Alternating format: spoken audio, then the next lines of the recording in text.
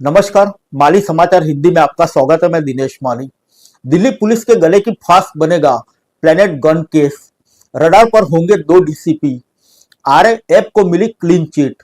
CJP के आंदोलन के दौरान शहीद लोचो की प्लेनेट गन से चोट के मामले में दिल्ली पुलिस ने अज्ञात लोगों के खिलाफ एफआईआर दर्ज कर ली है।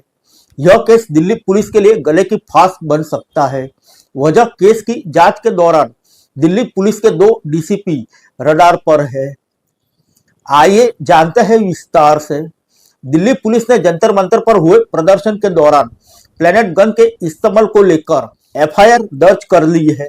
शुक्रवार को नेता प्रतिपक्ष राहुल गांधी प्लेनेट गन से घायल एक युवक को लेकर संसद मार्ग पुलिस स्टेशन पहुंचे थे।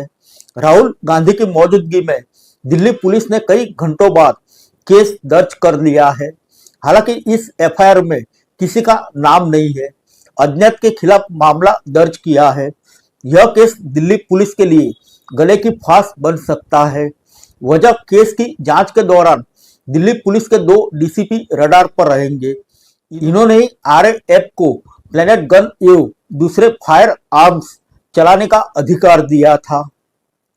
जानकारों का कहना है कि जांच के लिहाज से यह एक जटिल केस बन सकता है, क्योंकि इसमें दिल्ली पुलिस के अलावा सीआरपीएफ की विशेष इकाई रैपिड एक्शन फोर्स भी शामिल है।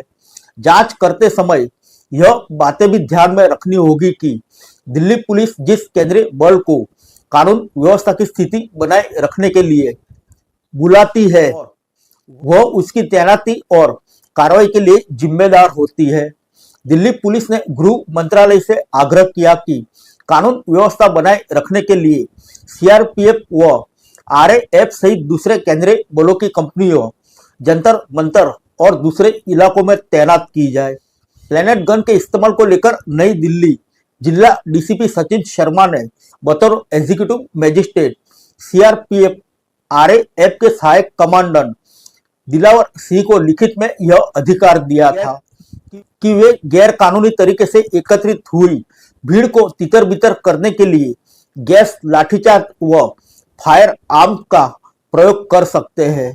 आरएएफ ने इसी अधिकार का पालन किया।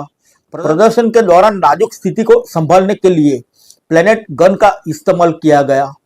दिल्ली के जंतर मंतर पर 20 जुलाई को हुए विरोध प्रदर्शन में उग्र हुई भीड़ पर नियंत्रण पाने के लिए दिल्ली पुलिस के डीसीपी राजा बठिया के आदेश पर प्लेनेट गन चलाई गई थी।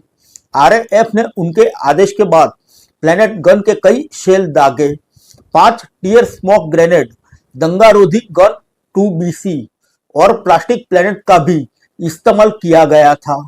यह खुलासा दिल्ली पुलिस के एक दस्तावेज में हुआ है। 20 जुलाई की घटना के समय आरएएफ के डिप्टी कमांडेंट सतीश सागवान ड्यूटी पर थे। वे B208 यूनिट की कमांड संभाल रहे थे। उन्होंने डीओ रूम से बताया कि वे जोन 1 में तत्कालीन नॉर्थ डीसीपी राजा बंठिया के साथ ड्यूटी पर थे। उनके आदेश पर भीड़ को तितर बितर करने के लिए दंगारोधी उपायों का इस्तेमाल किया गया। अन्य उपकरणों के साथ एंटी रायट गन का भी प्रयोग किया गया। यह गन कम जानलेवा हथियारों की श्रेणी में आती है और सावधानी पूर्वक इस्तेमाल किए जाने पर इसे जानलेवा नहीं माना जाता। प्लेनेट गन के इस्तेमाल पर मचे सियासी संग्राम के बीच सीआरपीएफ के डीजी बीपी सिंह बाकायदा आरएएफ की वर्दी पहनकर जवानों से मिले।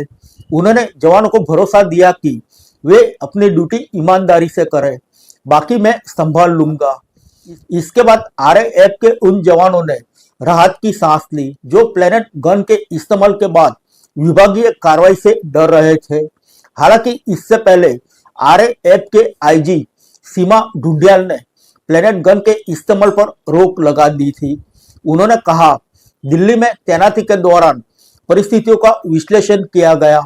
आगामी आदेशों तक प्लेनेट गन, दंगारोधी गन, बिजली का झटका देने वाला उपकरण और इलेक्ट्रिक शील्ड का उपयोग नहीं होगा। आरएएफ जवानों को ये उपकरण जारी नहीं किए जाएंगे। दूसरी तरफ सीआरपीएफ मुख्यालय में इस मामले की जांच के लिए एक कमेटी गठित की गई है।